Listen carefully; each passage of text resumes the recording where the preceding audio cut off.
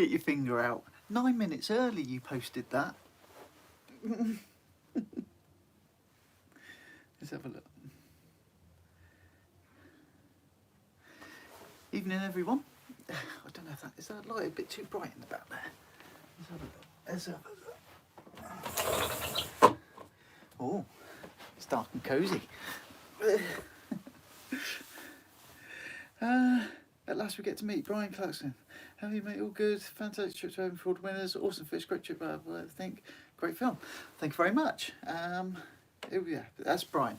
Good evening, Brian. Nice to hear from you. I know you've messaged and stuff and comments and that before. Oi oi, Inglorious is in the house. Earl's Fishing Adventures, how's it going? Been a while. I am very good, thank you. Enjoying life. Just wait for everyone else to bundle in. People start coming in, bits and pieces. It's nice to go live for it, actually, for a bit. I've been so busy lately that this has sort of slipped off the plot. They're all starting to roll in now. All the reprobates. Andy Scott, Jay Daniels, Martin Smith, Phil Chambers, good evening guys. Pete Mosley, The Jinx Effect, Jay Daniels, Martin Browning. Good evening fellas. Loads to talk about. I dare say there's going to be some questions, some bits and pieces. I've got two key things I want to cover tonight. First one, the competition prize trip. I'm sure people have got some questions now that they've seen the video. It was always the intention to release the video, let people watch it, and then a couple of days later just revisit it and have a chat about it. And then the big announcement. It's not a big announcement. It's big for me, and it might interest quite a lot of you, but I'll save that for a little bit later on. Good evening, Pete, Martin, Shaky. Right, Jamie? I had this is like sort of like a sideline sort of thing. So myself and Jamie fishing two areas of the Solent, talking on the radio yesterday. I lose track of time. Yeah, I had a bonkers session, including that, which we can talk about in a minute. That was interesting in itself. I've got that as a little prop to remind me later on. But good evening, Jamie. Wayne, good evening, bud. Good evening from Portugal. Nuno, Rice. Good evening, buddy. Yeah, transatlantic, European, worldwide. That's the internet for you, isn't it? It's good stuff. I'd like to go Portugal fishing, actually. Let's have a look, see what else we got. Steve Newell, good evening, buddy. Can hardly hear you, not your fault. Fishing in storm force gales. Can someone just do a quick sound and vision check for us? Just comment, make sure it does sound all right, look all right. Just got home, I smell a fish. There's only two things that smell of fish, and one of them's fish. Ian Turner, good evening. £200 club. I'm not in it. We're going to talk about that in a minute. I'm still not in it. Paul Rayner, yeah, all good. I'm off to Ireland in a month targeting Tope and Paul Beagle. We'll let you know how I get on. Later on in the year for me. Your dun, dun, dun, dun, dun, dun, dun, dun. Yeah, so that's something else we can talk about as well. Sound picture blurry on mine. Have you got Vaseline on the lens or something? Because it looks all right on mine, I think.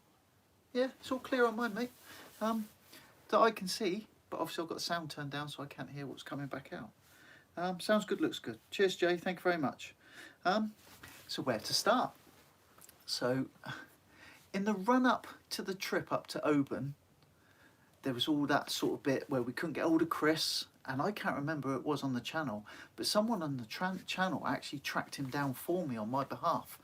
And with the competitions the way they were run, and relying on people to contact you once you've drawn the winner, I had no way of contacting Chris.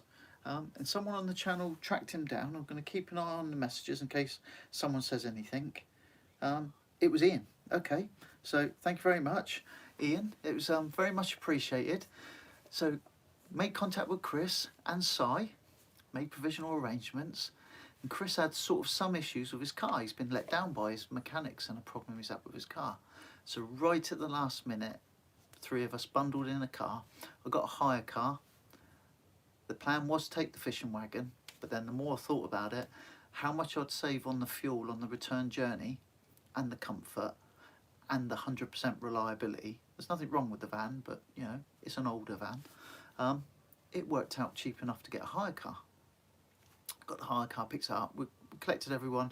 Chris came and met me at house. Stu, sweet corn kid, the extra cameraman in the film, we all bundled in. We've all been tested and all that kind of stuff. So we're conscious that we're all in the same car, and off we went. And it was a faultless trip. Halfway up, pulling into a car park, we always knew that the second half of the journey was Si in sort of tandem with us, him in his car, us in ours. It was going to be hard work meeting up somewhere up in the country. And we pulled into the car park. I think it was Stu or Si, Stu or Chris was talking to Si on the phone as he pulled into the services. We literally arrived at the services 30 seconds apart. And that to me set the tone for the whole weekend. It ran faultlessly. Not for anything that I did particularly. I did my best, but you know, things do go wrong. We just had luck on our side. You know when the gods sort of look down and the sun shines, it didn't shine in the morning, but the sun shines and everything just seemed to go okay. No dramas, no issues. Chris's car could have been a drama. Meeting with Si halfway up could have been a drama. Everything about COVID and the hotel and restrictions could have been a drama, and nothing was. We went out on the boat, and 10 minutes after dropping a bait, the rod went, and in it goes. And Si very graciously deferred to Chris. Chris picked up the rod, hooked in, latched in, harnessed in, and the rest you've seen on the film. It was absolutely stunning the way the whole thing panned out. Let's have a quick look, just catch up.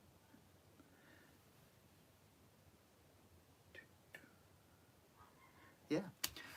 So Chris winding into his first fish, he's already alluded to us that his biggest fish prior to that was a 3-pound cod. And you could tell the way the fish was going, how long it took to release from the bottom, that when it came up, I was hoping for 150 plus. It was definitely 100. You knew it was going to be 100. I was hoping for a 150 plus. And when that thing come up into the top of the water and we saw it, albeit it came up backwards, which probably made it all the more difficult, in all honesty. The last part of the fight, it must have turned to go back and had spun on the line and come up backwards. I think the rest of the fight, it had come up normally. So right at the crucial moment, the time when you could lose it, it did make it even more awkward. It came up backwards. And that just looked like a Vulcan bomber. Someone else quoted on the film, and it's the best comment that I think that describes it. It just looks like an aeroplane. It's huge when it comes up. And I think Chris was in stunned silence, and I was, to be honest, because it's the first 200 plus that I've physically seen. And it just carried on from there. Chris had one. Si had 2, but we've only declared 1. And Stu, I think he lost 1 or 2. One was a line rub where 2 lines got tangled. Another one, I didn't quite see what happened. But then he had a 202. And for all three of them to wind into 200-pound fish, I was just gobsmacked. Vaseline, come on, what'd you get in your private time? Chris, seriously, you've come up with that. I just alluded to it. You put the pieces together. So I don't know what you're up to. Not on a Sunday night, only on a Friday night. Always check up on my boat. Wait to check on my... Oh, okay. Thomas is going to check his boat. Everyone smack that like button. Smack whatever button you want. Yeah, so let's think this through. So I'll explain size slightly. I don't think size first fish was a 200. I think it was bang on the nose, 100. They're all measured fish. They're not weighed fish. So they've got charts for males and females.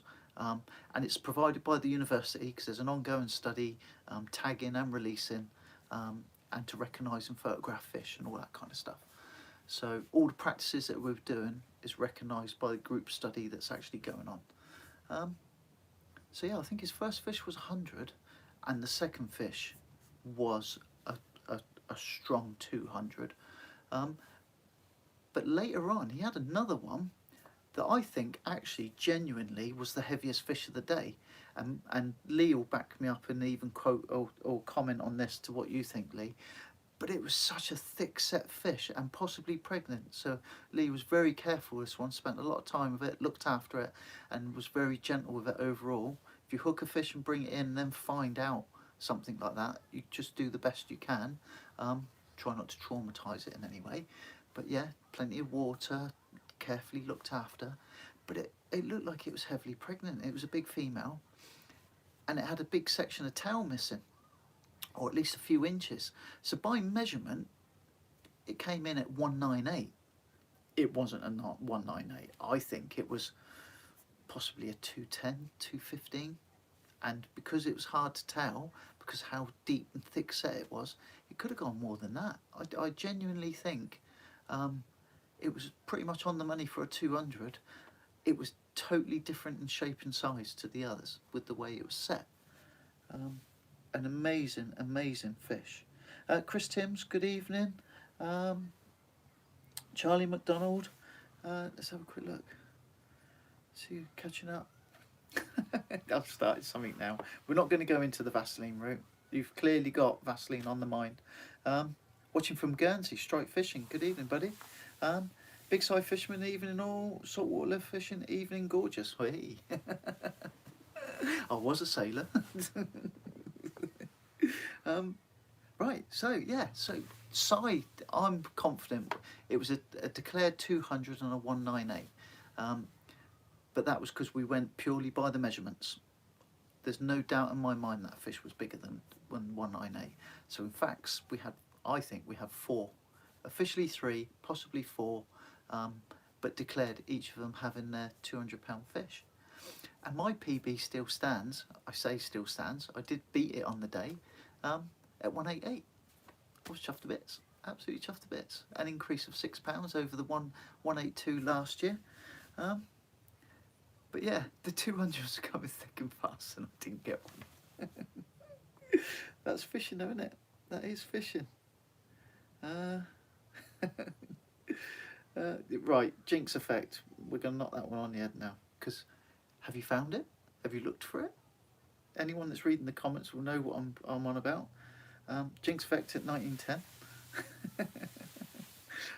Yeah, so other bits and pieces. What's going on? What's happening? I know there's been a massive slant towards boat fishing on the channel recently. This isn't the announcement, by the way. A massive slant towards boat fishing. Please bear with me. I've got plenty of shore fishing planned. I'm going to do a whole series in the run up to Christmas from Chesil. Looking to get at least once a month, I think, from now until Christmas, fishing Chesil Beach. All the key marks. So starting from the Portland end, work my way through. I'm going to fish 5, possibly 6 separate marks to give people an indication of what's so we'll go Portland End, West Bexington, Abbotsbury, Dragon's Teeth, Fleet, and then a bit further up possibly, and split the beach up in its totality, and press the pause and repeat, and maybe do that again. Work that way through, fish favourite marks, favourite areas, favourite rigs, and then go through the whole lot again. I've got a target this year that I still haven't managed to achieve. I had 2 this year, and you probably notice on the channel there's been a lot of smooth hound fishing. I'm very all dark-sided because of the way the lighting is.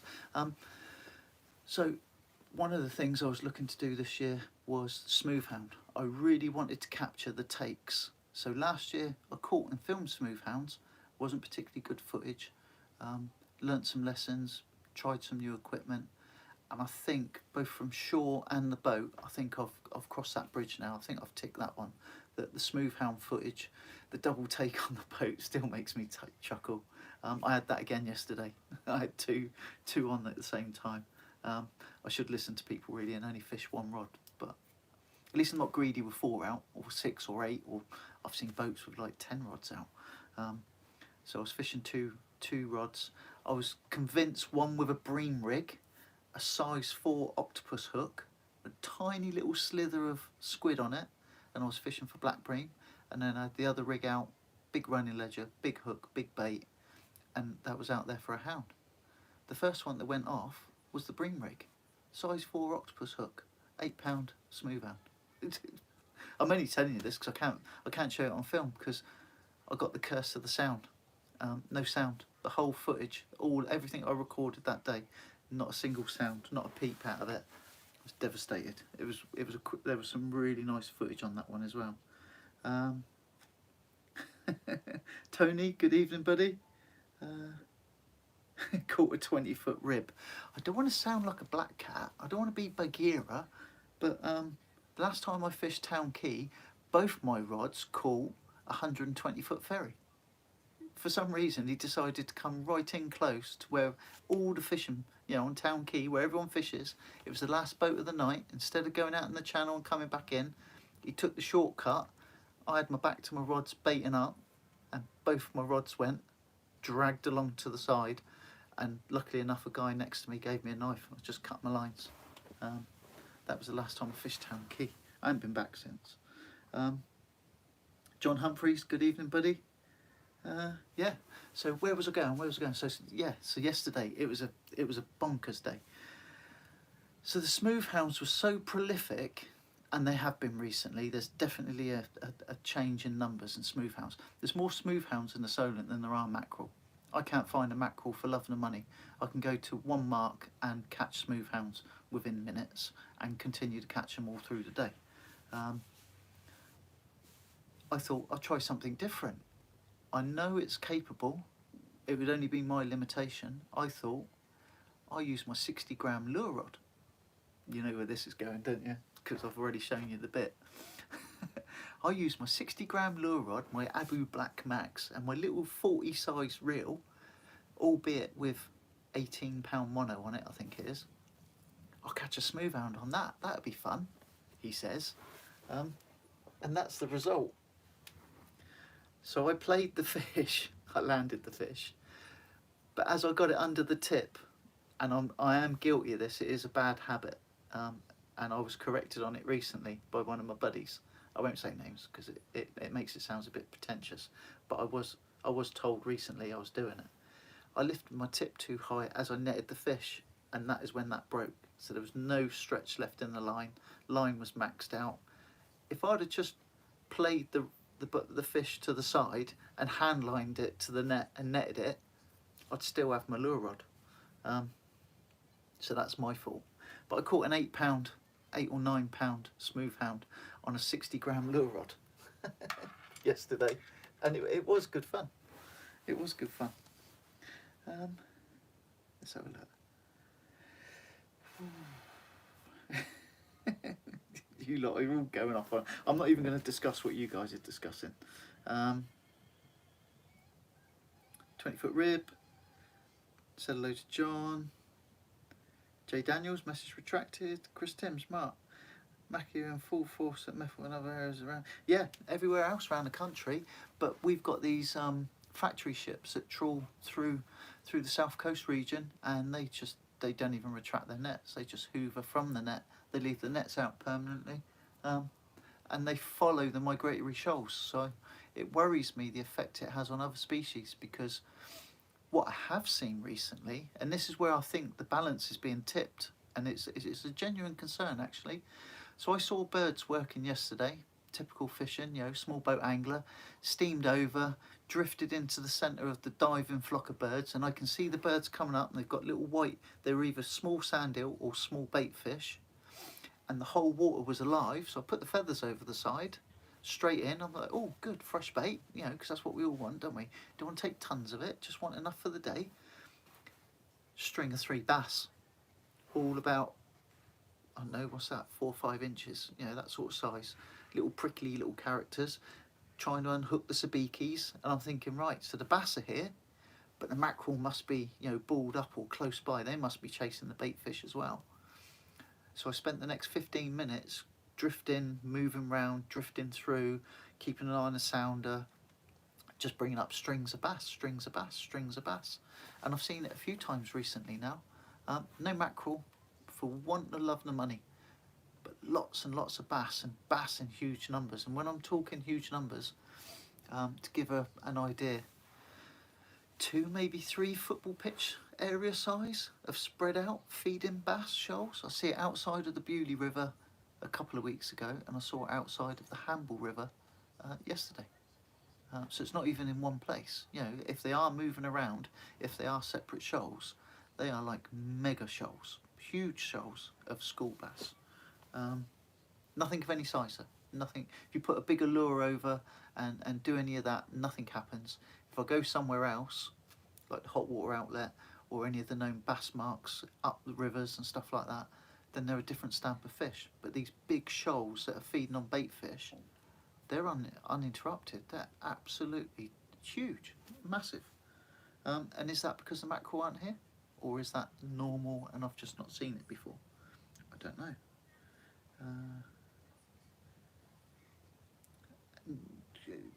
And you got the rig back 2 hours later. So did you go and visit the rib? Did you go and find the person? Did they come in close, or you know, was it something you could go and track down? I don't know. Interested in how you got your rig back. Had one mackerel this year in the Solent bass move. Yeah, one mackerel. Mackerel are noticeable by their absence. They're just not here. Philip, I've got 45 minutes and then you got to go. Well, we're 19 minutes in. Nobody's counting the minutes at the moment. Then factory ships need banning. Well, I don't know if you noticed, they've started chucking granite blocks into the protected areas that aren't being protected. Greenpeace, I'm not advocating anything they do, just, you know, stating fact. I've seen it on the news and I've seen it online. They got like car-sized granite blocks and they're just dumping them in the sea. Everywhere where you shouldn't be trawling, they're dumping granite blocks. Whether that's ethical, whether that's right, I think you can argue in both cases. You shouldn't be dragging a net there, so then they're not a problem. They're saying if we do drag a net there and we hit one of those, you can sink a boat. There's an argument both ways, I think, isn't there? Just playing devil's advocate.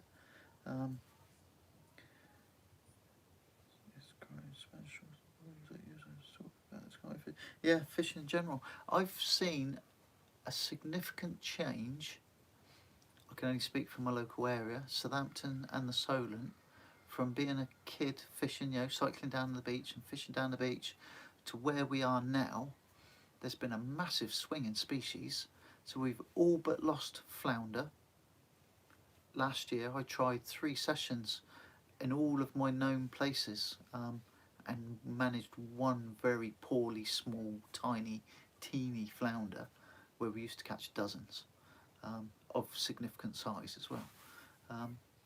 To smoothhounds, I've not seen smoothhounds in the numbers we're seeing at the moment, and the catch reports that are coming in. And if you go to the right place along the south coast at the moment, they are prolific. And what are they eating? You know, so they're clearly coming here seasonally and for a reason, whether that's to feed or breed. The big females seem to have come and gone now. I haven't seen any of the big females for the last week or so. I've got a feeling they come in, pup, and then move back out. And then what you tend to be left with is the 6 to 9 pound stamp of males, which are feisty, they're hard fighting fish, but they don't seem to carry the same weight that the females do. So mackerel near the Isle of Wight. I did actually try yesterday. I burnt a lot of fuel. It'd have been cheaper to go and buy mackerel than the fuel I burnt yesterday, because I was just curious as to if I could find them.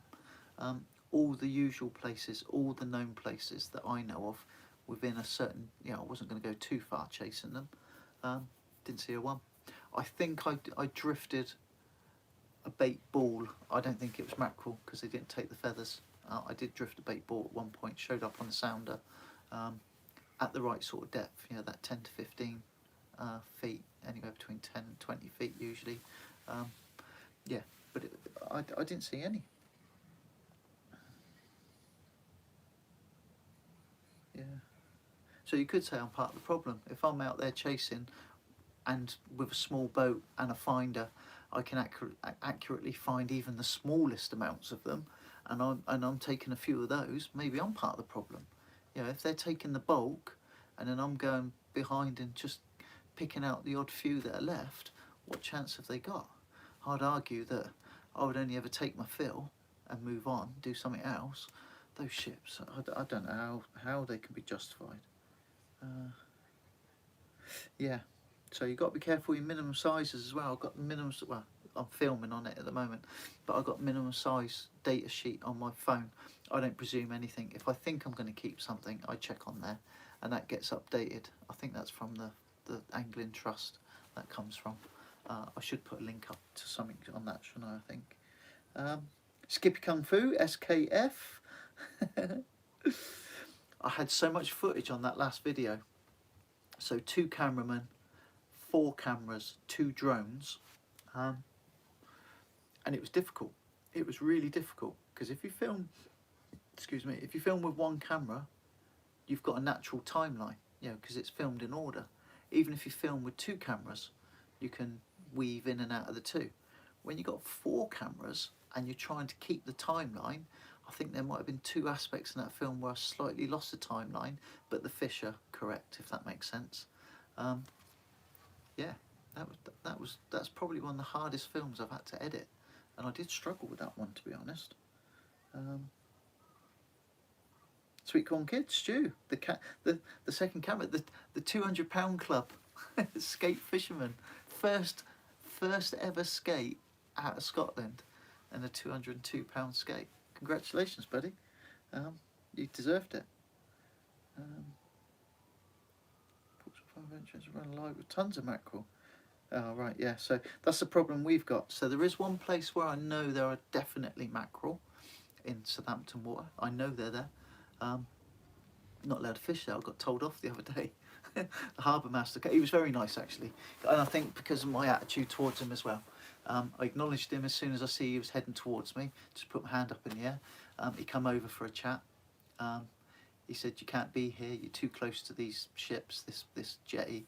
I said, "Okay, thank you very much. I'll move immediately." I said, "How close am I allowed?" I already knew. It's 150 metres officially. And 150 metres is a long way away. I'd argue that all the other boats passing by weren't 150 metres away, but I was the person that was feathering with mackerel, and the mackerel were there. That is the only place they were. I wasn't allowed to be there, and I got told off, got a smack bum. Portsmouth Harbour, yeah, it's a good place for big bass actually, Portsmouth Harbour entrance, because if you fish it from the blockhouse side, there's an eddy, so as the tidal stream comes in or out, the fish holds station in the eddy, and if you put a live mackerel, joey mackerel, out under a float or just free line to let it swim back to the rest of its buddies, the big bass are sat there, and you can get some really nice size, a general stamp £5 up, and a £5 bass will take a joey mackerel, live joey mackerel. Panda on the fence. Is that right? Panda symbol? Manda. Oh, Manda, panda. Okay. Hello, good evening. What else we got? So Lee's on. So if anyone's got any specific questions for the skipper, obviously I can relay and talk into camera. But if anyone's got anything specific they'd like to ask or mention to Lee, one, you can see the comments. I don't know if you realise, but Oban Fisher is Lee Taylor, the skipper of the boat that we all went out on. So if there's anything you'd like relayed or to put in the comments section there. South Coast Angler, UK, good evening, buddy. Okay, right, so I'll let questions build up, and then I've just really got a bit of an announcement really, and it's not an unusual one. Any of the other YouTubers on there might wonder what I'm doing, and it doesn't make sense. I've already discussed this with Stu, so Stu knows where I'm coming from, Sweet Corn Kid. But I knew it would be interesting for some of you guys. So I'll start at the beginning, the middle and the end. So the channel is actually monetized at the moment and earns a small amount of money. And most of you that follow the channel on a regular basis know that I don't take any money out of the channel. Anything that comes through the channel goes straight back into the channel. So all the giveaways and the cost of each giveaway that we've done as prizes previously has been how much the channel earns. So, you know, right back to the very first one, I think it was a Shakespeare tackle box, and I can't remember what the last one was now. But the competition prize was the big one for the year. The competition special was the big one for this year. So that aside, there's two aspects to that. People that enjoy the channel have to endure advertisement, and I get the ad revenue, and that pays for the prizes. Or we knock the prizes on the head and just don't take the ad revenue and have advert free. Now, it's not a question that I'm asking, it's something I've decided on. So as of today, I've demonetized all of this year's films. The original first years, if you like, up until January this year, I've left just for my own personal benefit of making a comparison and seeing how things pan out. But from now until at least Christmas, I'm going to give it a trial run, see how it goes. The channel is complete advert free. There shouldn't be an advert that appears on anything that you watch unless it's pre-January. And it's very easy to tell. So if you look at any of the videos that are on the channel as it stands at the moment, all of this year's have got the yellow banner with the blue and black writing, and all of last year's black and white banner and writing. So you can see instantly. If you're going to watch something that's black and white bannered as the title, as the graphic on the thumbnail, it's monetized, it's going to have adverts on it. If it's yellow and it's blue and black, it's going to have no adverts on it at all. I've switched all adverts off. And you're probably wondering then, well, why are you doing that? I'm really interested. I'm really interested because all the money that comes in goes out and it runs a zero balance. Do people really want the competitions? And people will vote with their feet. If they watch, they watch. If they don't, they don't. And you can keep track of that in analytics. You can see whether people like what you're doing or not. Or do people really want the advert free just to watch what's on the channel? To me personally, it makes no difference at all because I'm running the zero balance. There is no money. I don't get no money.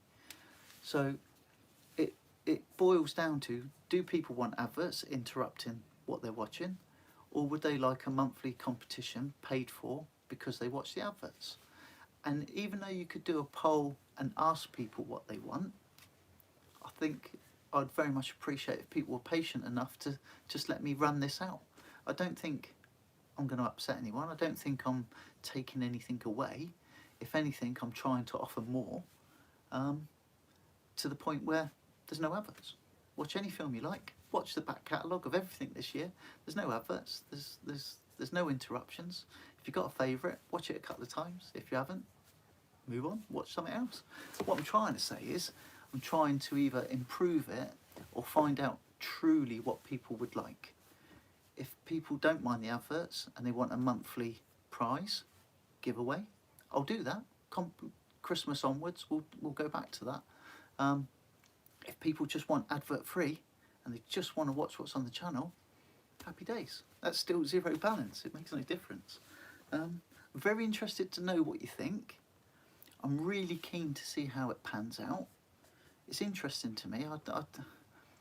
None of this is ever an income generation thing. It is me fishing and sharing. So yeah, okay. So there are some questions coming in for Lee and all. So Michael, I'm going to get distracted with questions now because I've got to read, think, and respond. So Michael Cooper, all the smooth hounds must be avoiding me. None that I've been able to say. Bude. Right, so Bude, I don't know. But if you was to come anywhere from, let's think it through, anywhere behind the Isle of Wight, anywhere that tucks in behind the Wight. So from Leap to Sussex, if you dangle a bait in the water near high tide from the shore in the evening, smooth hounds don't like bright light. They can be caught during the day, but they prefer it when it, or when the water's more coloured. If it's crystal clear in daytime, you reduce your chances. But they're in shallow. Even in the boat, I'm anchored in 12, 14 feet of water. You don't need depth. But distance from the shore does seem to help, especially at low tide. But yeah, if you go anywhere between Leap and Sussex, you know, Brighton way I suppose, anywhere that's tucked in behind the Isle of Wight, Selsey, Bognor, anywhere around there, they're prolific, they're everywhere. So if you're in Bude and you want to catch a smooth hound, have a trip up this way. Bait. So Wayne wants to talk about bait. I'm guessing that's for the open stuff. The bait on that amazes me. Jump in if I'm off on a tangent. So a whole white octopus threaded up the line on a 12-0 hook, pushed up the line, and then like 3/4 pound mackerel just through hooked underneath the chin, and then let the octopus sit down on top of it like a muppet. You got about 1.5 pounds, 1.75 pound bait with a 12-0 hook proud. Yeah, or half a pollock plus a mackerel, or just a honking great big mackerel. So if the question you're asking, Wayne, was bait, yeah, Oban, the bait blows me away for that. What class of rod he uses for the skate and what length. I'll let Lee jump in if he does read that. If not, I'll visit that back and I'll message you separately, Brian. Switch on ads on your channel. Regardless, has happened twice to me now. So from Troy, if they switch them on, I'll switch them off. Because as far as I'm concerned, I think the whole platform is based around income I might get a smack bum for this. Income generation for the YouTube Google corporation. It's got nothing about serving the public. It's got nothing about, if you see the amount of money that they actually give to the creators, influencer, YouTuber, whatever you want to call it. I'm just a bloke that goes fishing. It's quite scandalous.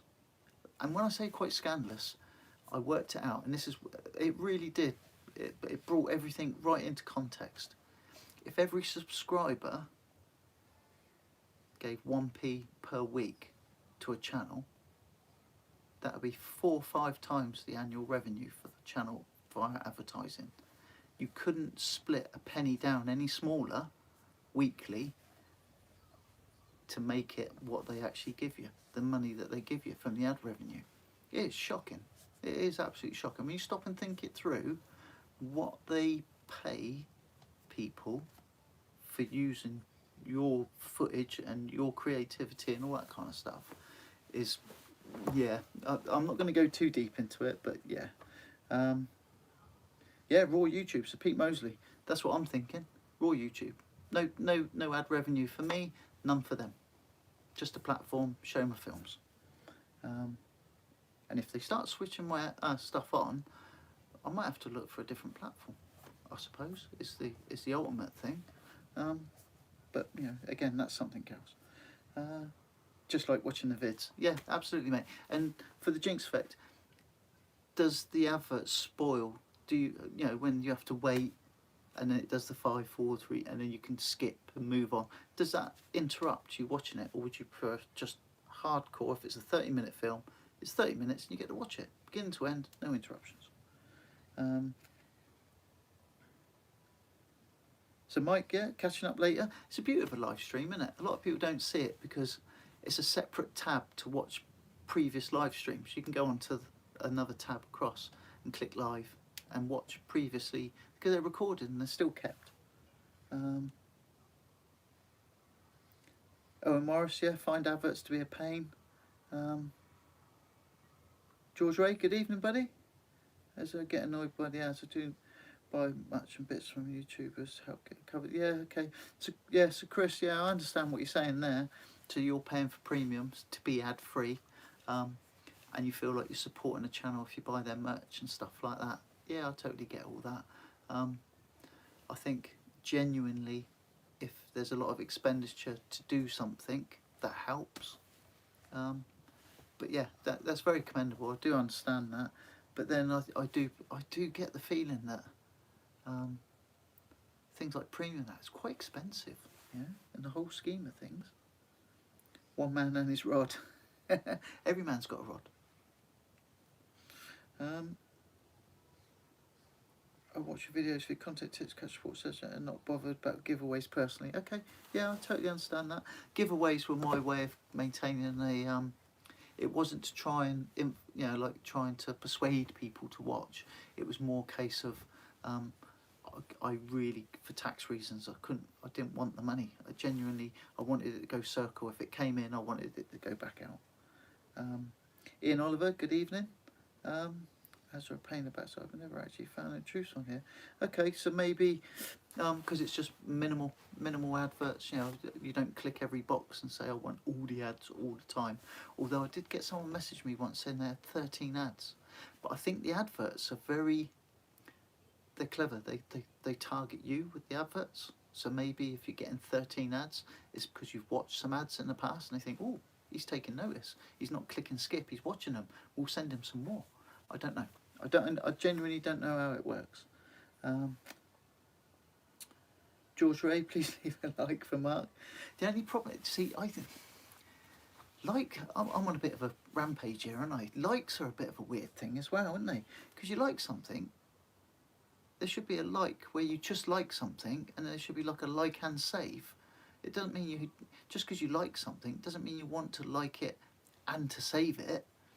I think they've got that one a little bit wrong sometimes as well. This is just me. I don't know personally.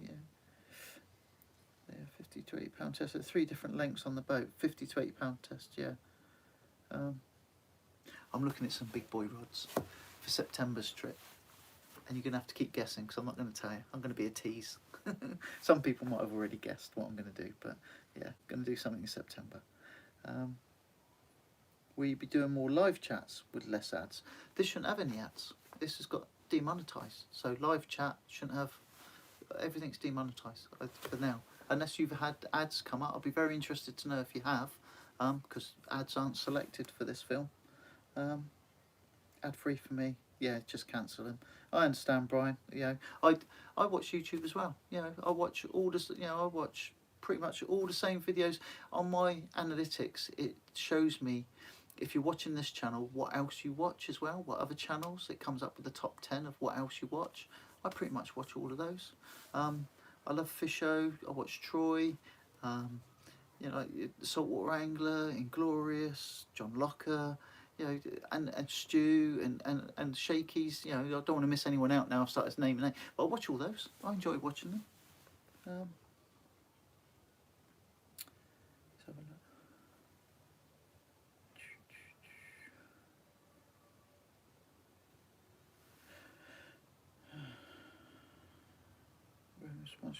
Affiliate links back to subscribers, prizes, yeah.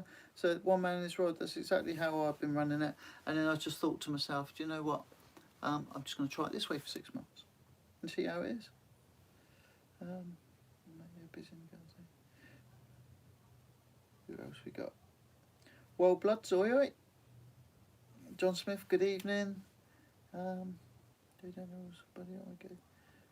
Good. Right, so the trip I thought was a unresounding success. I actually really enjoyed it. Actually, there wasn't much pressure on me to actually do the fishing. It was nice to watch and enjoy other people really get into it. And I think, I'm not going to speak for them, but I think Si and Chris both enjoyed the experience. Stu went with me to help with the filming and all the rest of it, and I'm chuffed to bits that he got a £202 skate. That was amazing. I can't believe from my own muppetry I snapped my rod yesterday. It was my own fault. I had the rod too vertical as I netted, and as everyone knows, that's not the position a rod likes to be in. It had worked perfectly up until then. I should have hand lined it to the net. So yeah, that was my own fault. I sort of alluded earlier on, I don't know if I actually talked it through to its natural conclusion. I am trying my best. I'm running out of time. It's July already. I would like to catch a stingray this year. I really would like, and I need to do it from the beach. I did try the other day from the boat, didn't have any joy, really thought I was onto a winner mark. I know a couple of other marks to try. So Stingray from the shore, a series of films coming from Chesil Beach. I'd like to do one a month. I'd like to go back to, because I've been sidetracked so much with being so busy, still putting out the same number of videos, but just really not lost my focus. That's not the right thing to say, I suppose, but just haven't had the time. Genuinely haven't had the time. Life's been busy. I'd like to do my workshop ones. Now I don't know whether to do them, excuse me, on a Saturday morning live and just my tinkering, beavering around, or whether to record one a month as previously. But I do enjoy the workshop videos. I enjoy making them, if that makes sense. They're not the most popular thing on the channel. There's certainly other things that are more popular than workshop videos, but I do enjoy doing them.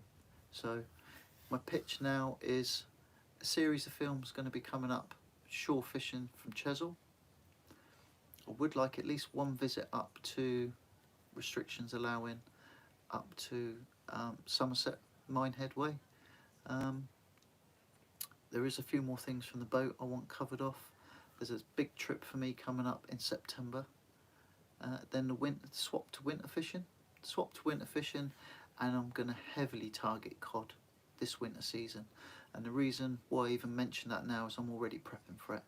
So I've got 14 kilos of cuttlefish prepared, prepped, vacuum packed and frozen in my big bait fridge at the moment. I've got 300 pound in weight, that is, of squid in bulk boxes in my freezer at the moment. Live sand eels, been and collected live sand eels from Devon and processed, vacuum packed and froze those. Going to be chasing small-eyed rays, specifically using those. And what else? I think they're the big hitters at the moment, I suppose. So stingray, cod in the winter season, stingray for the summer, cod for the winter, small-eyed rays throughout. I'm going to specifically target small-eyed rays in a couple of beach sessions coming up. Anything goes from the beach, from Chesil. I think that pretty much covers it. I'm taking some holiday in September, towing the boat to a different location, and going to be doing some very special fishing for that. I'm looking forward to that one. That's my big treat to myself for this year. And then we'll see how things pan out, everything in between. Let's have a look, see what questions we got. School night tonight, no adult drinking.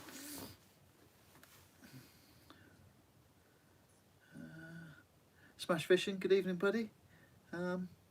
Yeah, glad you enjoyed the skate fishing. You don't get anything like that, do you? I know you do a lot of your conger fishing. I'm really keen on some bigger conger this year. The winter time, going to target them a little bit more. But yeah, skate fishing is totally different to anything I've experienced before. Really enjoy it. What was the joke about the arm on the boat in Oban? Brian, yeah, so some people did pick up that on the bait board at some point, and I hope no one got offended by this. It wasn't meant to shock or scare anyone. It was made of rubber. There was an arm, like a whole arm, like that much of an arm on the bait board. Why that's on the boat, I don't know, but it managed to find itself on camera. I did joke that we were running out of bait and we had to improvise, but yeah, it was a rubber arm, it wasn't a real arm. But yeah, good spotting if anyone spotted it.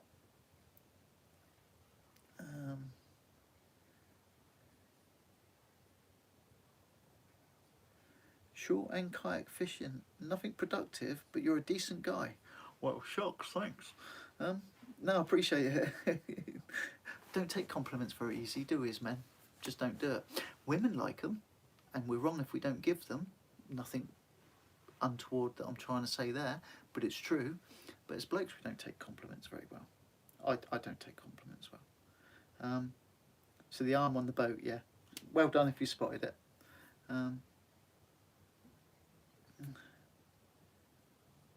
Let's have a look. I picked the right night as well, didn't we? Football. I'm not a football fan, but I did watch it. I was quite impressed actually. I'm usually like, if I do watch it, I'm hiding behind a cushion and just like, oh, this is painful. This is hard work. Yeah, how impressive was that? I don't want to go down the football route, but yeah, I was genuinely impressed. Dan Richards, doesn't matter, buddy. If you're late, it's a live stream. It records. You can watch the first part later on if you like. Beach or boat fishing workshop videos you do are brilliant. I'm glad you enjoy the workshop videos. You either do or you don't with the workshop videos. I like time at my workshop. I genuinely do. Especially in the winter. Me and Jasper the fishing hound, log burner on, out in the workshop. We spend hours out there. He's usually sat at the door waiting for me to throw his tennis ball, and basically lets me do a little bit, and then he insists on the tennis ball action, and then off I go and do some more, put some firewood in the log burner, and that's the routine we've got. Bit of music in the background. Can never share that with you because if you use ad revenue, you're not allowed to. You know, you get all this copyright stuff coming up. But yeah, I enjoy the workshop stuff, and I realise it's a little bit Marmite. Leader Icon M-Sport Powers, they're cracking rods, they are. So this is Michael Cooper with a Kuma Surf 8K reels and little shots to give it a go at first. Step into distance casting, yeah. So I've heard nothing but good things about those Leader Icon M-Sport. Supposed to be a cracking rod. How am I getting on with my Century Fireblades? It's a bit of a love-hate relationship, to be honest. I think I was so smitten, and people say, well, how can you compare them? But my Shakespeare K2s from the beach, they were amazing. And I might go back to 15-foot rods, to be honest, because they make a poor caster impressive. Seriously, they make a difference. So I don't know if you remember early in the channel, and I will change at the end of this year as well, and I'll use something different next year. One, because I like change. Two, because it gives you something else to see and me to review. But last year I was using Shakespeare K2s, 15-foot rods with Pen Surf blasters. Really good combination.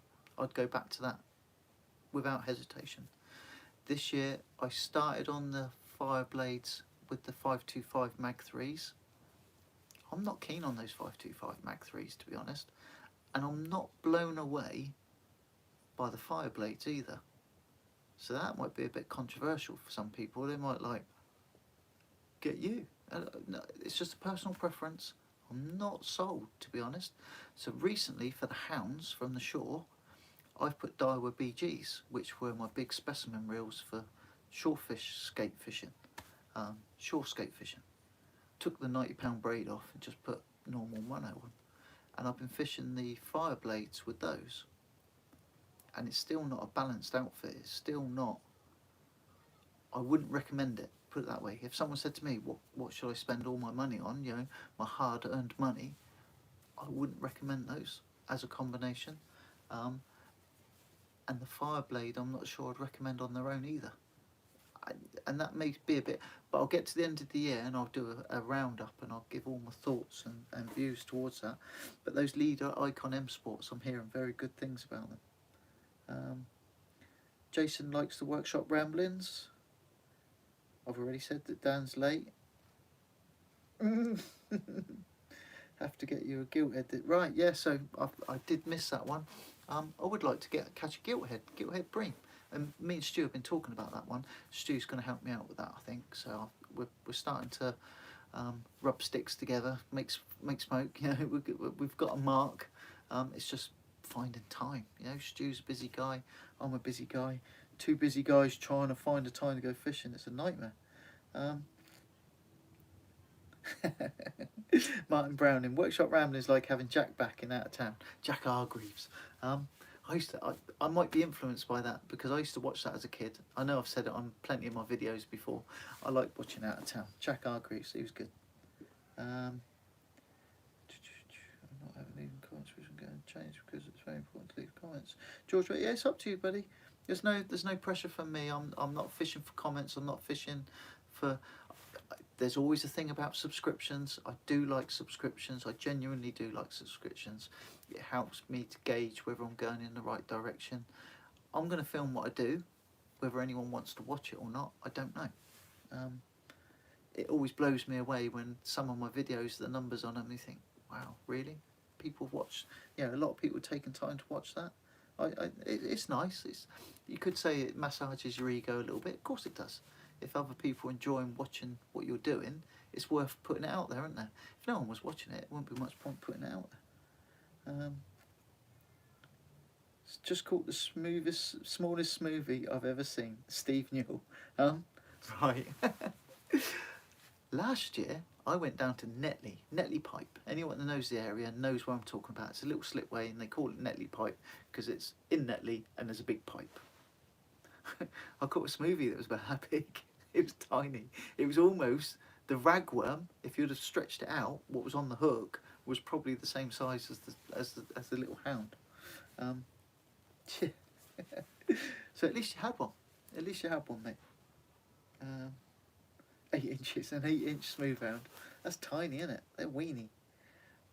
I've just had a look, and there are some nice fish there, mate. Inshore fishing Guernsey, yeah. Check it out, bud. Have a look through. See if I think there's a nice mix. Always looking for different species. Always looking for different venues. I know some of them I visit because you know I live right near the coast. I think I'm 2 and a bit miles away from the water's edge. I'm going to visit some of the places time and time again, aren't I? Because they're local to me. But we do travel. I do go, and I do meet up with other people. I get some very nice, kind invites from other people. Let's have a look. I was quite in Southampton Water last night. Yeah, Southampton Water has been quiet lately. There's been a big movement of weed lately as well. So all that lettucey stuff and all that other weirdy stuff, you know, that really blankets your bait, becomes almost unfishable at certain parts of the tide. Hillhead. Hope you have a good night, Steve, at Hillhead. Yeah, Hillhead. I'd argue that I don't know what bait you're using. I don't want to upset your session, but I won't waste your time on crab. When I'm anchored just off Hillhead, every hound I've had has been on squid. Nice white, decent sized squid. If a squid's that big, I've been halving it, and they've been going nuts. 3.0 hook, possibly not even a 4.0 hook. I've used 4.0 hooks. I haven't lost any fish because of it, but I think a 3.0 hook helps present half a squid better, possibly. No pennel, and they've just been ravenous, mate. They've been absolutely ravenous. So if you're at Hillhead tonight, good luck, buddy.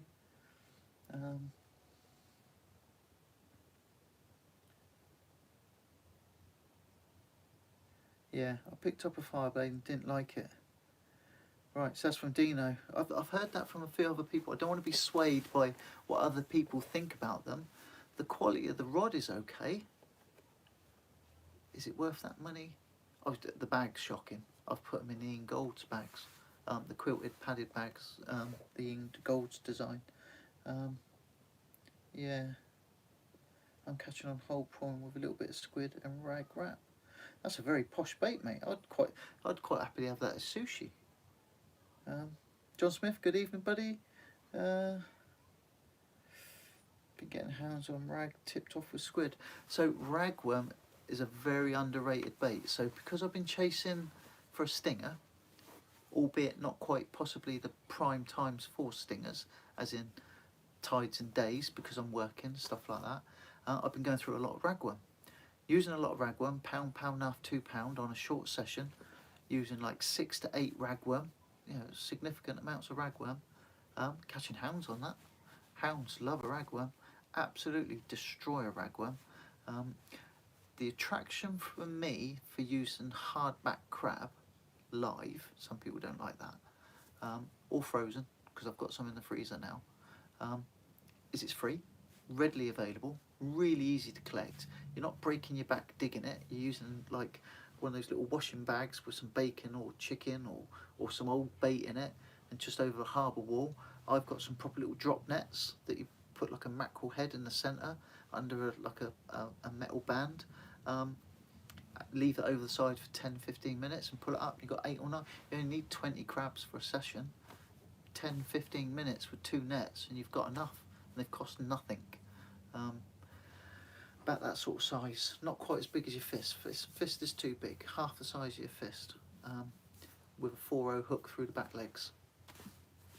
that is the cheapest way to go fishing for a hound, unless you're digging your own bait, obviously. But squid, I've got so much of it, I've got access to it. But yeah, they don't turn their nose up at it. I think actually the big numbers of hounds that arrive at this time coincided with the dieback from the cuttlefish. So the cuttlefish have all just bred and expired, and then they die. A lot of them die. And even as I was transiting through the Solent, if I saw seagulls or something in the water, I slowed down and I was netting whole cuttlefish out of the water, put them in the cool box and bringing them home to process for cod bait for the winter.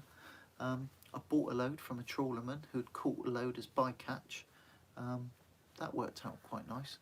A very cheap, when you're paying £2, £2.50 a kilo for cuttlefish, that's a lot of cuttlefish, you know. But they're the size of a rugby ball. I'll just debone them, debeak them so they don't puncture the vacuum bag.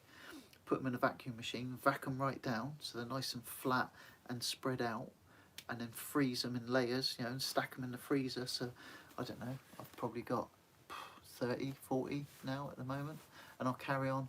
If the trawler gets some more in, it'll give me a ring and I'll go and collect them and stockpile them for the winter.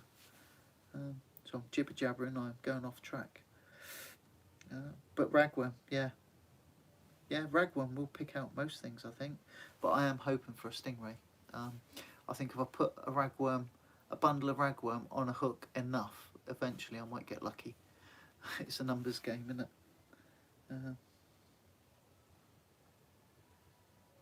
It's just ragworm's expensive. My back won't take digging ragworm. To dig it in the numbers that I'd like, you know, like a pound, pound and a half, £2. Yeah, I have to sort of bite the bullet and buy it. Should find myself a local digger that I can buy direct from, I suppose. But yeah, hounds on the cuttle and squid days. Yeah, so I think the hounds are gorging themselves on cuttle corpses, but that's sort of coming to an end now. I think the breeding cycle, the breeding period for cuttle, which is why squid's been so, because it's very close, you know, washed out cuttle, and you know, like a very white prep squid. This is pretty much, not as in overly bleached or anything like that, but it's not the dirty squid that some people use.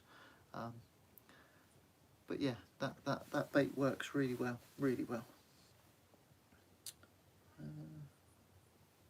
Right, we're pretty much an hour, guys. Unless anyone's got any questions, specific burning questions that come in the next few minutes, I'm going to sort of round things up a little bit. If I just sort of round off and just sort of mention, so I was really pleased with the way the trip to Oban went.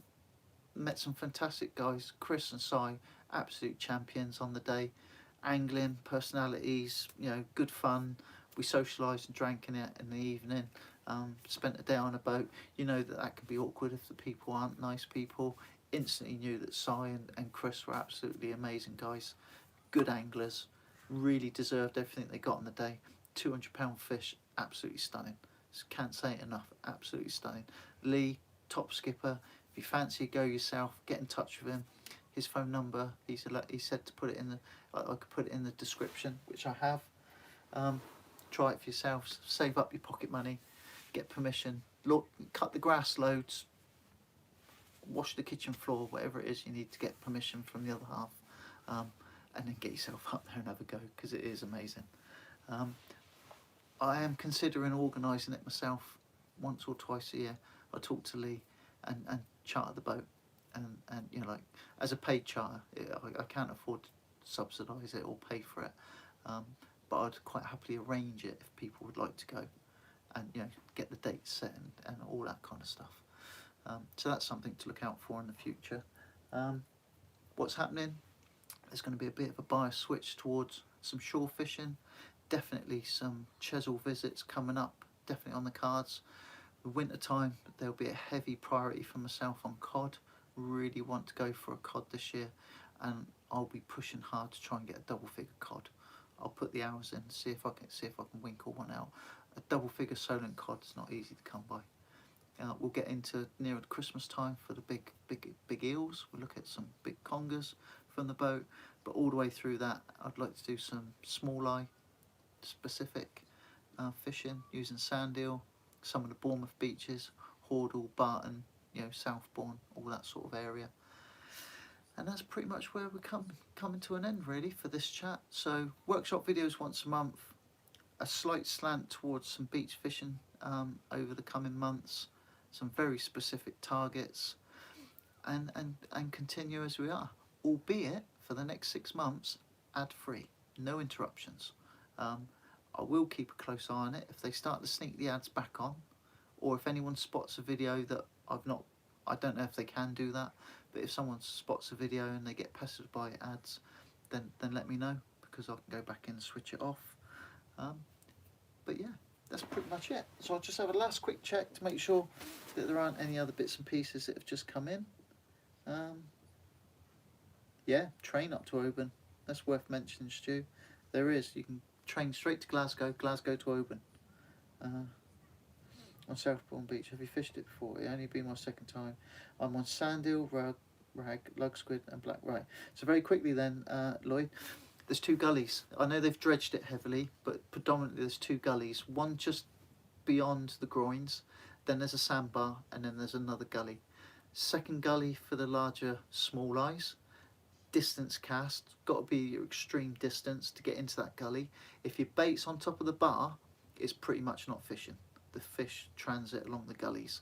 The nearest gully, no more than about 60 yards out, 20 or 30 yards past the groin. If you cast out and pull your lead back and feel it fall into the gully, all the fish are transiting there. So long light snoods, you'll get bass, small turbot, plaice, sole, all the usual characters for the smaller species, with the possibility of a clonker. So there are some big bass that patrol up and down that first gully. My brother hooked one last year, lost it in the surf. Because surf coming onto the beach. That was a beast. I actually saw it in the water at distance, and I'm pretty sure Colin's big 11-pound bass last year was from Southbourne. That was in the gully as well. So first gully to edge your bets. Either one at distance, one close, but definitely have something in that first gully. And you'll get small eyes there, small eyes, double sand eel and squid wrap, everything in the gully, small baits, small hooks. Cheers Pete, thank you very much for joining us. Well Bloods, thank you very much buddy. Ian Oliver, yeah, I've enjoyed your company guys, as always. It's always a pleasure, never a chore. I'm going to shoot off. I think Mrs W's watching Harry Potter or something. I can hear it in the background. Time for a brew, I think. So this is me. I'm going to sign off. Thank you very much for joining me. I've enjoyed your company. Tight lines, happy fishing. I'll see you guys soon. Bye for now.